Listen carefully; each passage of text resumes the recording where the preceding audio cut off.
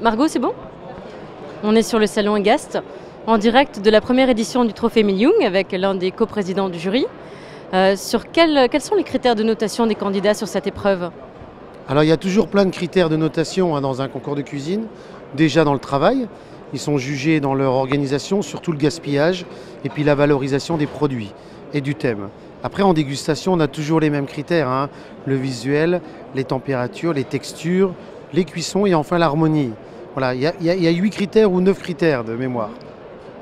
Quelles sont les difficultés techniques de ce sujet de la croustade de fruits de mer? Il y a 2 cuissons, il y a le feuilletage qui est imposé, donc déjà la cuisson du feuilletage, et ensuite tous les éléments qui rentrent dans la composition avec ce poisson, ces crustacés, ces coquillages.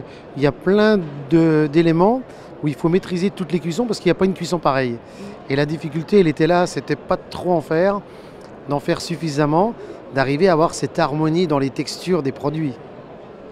Est-ce que l'esprit d'Émile Young est présent sur des recettes qui ont été dégustées ou des techniques de préparation?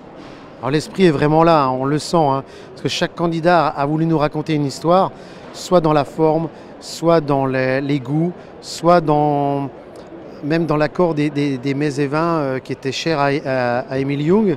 Et du coup, à chaque fois, il y a une histoire et c'est un peu une forme d'originalité dans la recette finalement. Et même dans la forme du feuilletage, on a voulu rappeler un peu le bake-off ou les doubles sauces que Émile Young aimait. Voilà, chacun a voulu interpréter à sa façon et c'est réussi. Un petit mot personnel sur Émile Young, un souvenir ou une anecdote?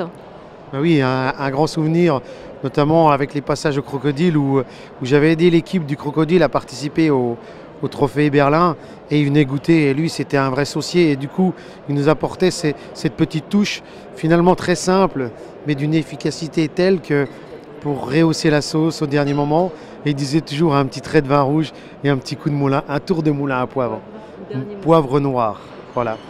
Et ça c'est des vrais souvenirs qui marquent un cuisinier parce que au final son humilité, sa simplicité en faisait un très grand chef. Merci. Merci.